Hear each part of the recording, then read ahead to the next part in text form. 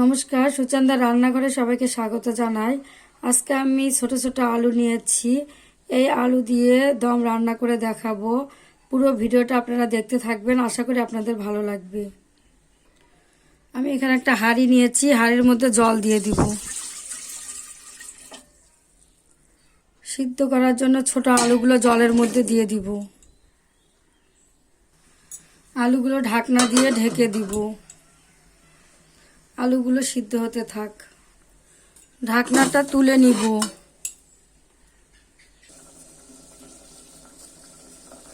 আলুগুলো সিদ্ধ হয়েছে কিনা চেক করে নিব। এই যে দেখুন, আমার আলুটা খুব সুন্দর সিদ্ধ হয়েছে। এখন আমি আলুটা নামিয়ে নিব।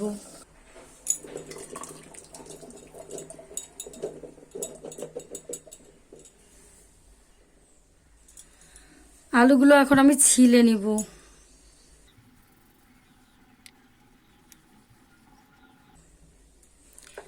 এভাবে আমি সবগুলো আলু ছিলে নিব। আলুগুলো ছেলা হয়েছে। এখানে যে আলুগুলো একটু বড় সাইজের আছে, সে আলুগুলো আমি একটু করে এভাবে ভেঙে নিব। এই কড়াইতে আমি রান্না করব। কড়াইটা তুলে দিলাম। কড়াই গরম হয়েছে, এখন আমি তেল দিয়ে দিব। আর এই রান্নাটা আমি সরিষার তেলে করব। তেল গরম হয়েছে, দুটো শুকনো লঙ্কা দিয়ে দিব। জিরা ফোড়নের জন্য দিয়ে দিলাম। একটা তেজপাতা ছিঁড়ে দিলাম। ডালচিনি আর কয়েকটা সাদা ফল দিয়ে দিলাম।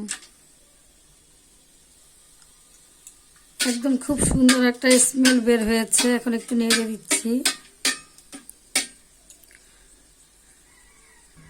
জিরাগুলো ভাজা হয়েছে, এখন আমি আলুগুলো ছেড়ে দিলাম।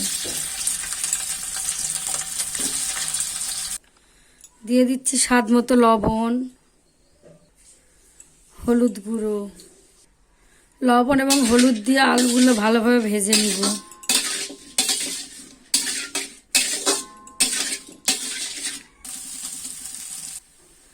আলুগুলো এভাবে লাল করে ভেজে নিতে হবে। এখন আমি দিয়ে দিব সামান্য পরিমাণে জল, জিরা বাটা, আদা বাটা, 1 চামচ লাল মরিচের গুঁড়ো। এখন আমি সমস্ত মশলাগুলো ভালোভাবে কষিয়ে নিব।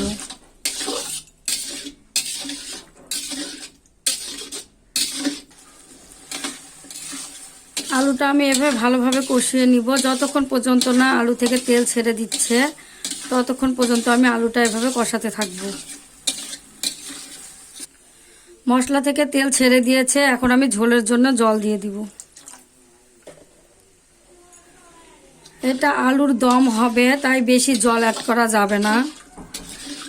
এই পরিমাণ জল দিলেই হয়ে যাবে। ঝোল ফুটে উঠেছে, এখন আমি মশলার গুঁড়া দিয়ে দেবো। এই মশলাটা আমি ভেজে রেখেছি, এটা এখন দিয়ে দিচ্ছি। এখন আমি 1 চামচ ঘি দিয়ে দিচ্ছি। ঘি দেওয়ার পর আমি 5 মিনিট ফুটিয়ে নিব। আলুর দমটা হয়েছে, এখন আমি নামিয়ে নিব।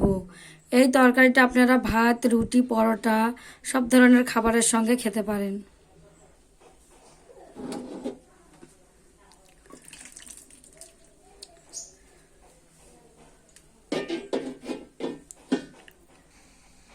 আলুর দমটা দেখতে খুব সুন্দর হয়েছে, খেতেও ভালো লাগবে। আপনারা অবশ্যই বাড়িতে ট্রাই করবেন, আশা করি আপনাদের ভালো লাগবে। আমার এই রেসিপিটি যদি আপনাদের ভালো লেগে থাকে, অবশ্যই লাইক, কমেন্ট, শেয়ার করবেন। সবার সঙ্গে সাবস্ক্রাইব করে আমার পাশে থাকবেন। সবাইকে ধন্যবাদ।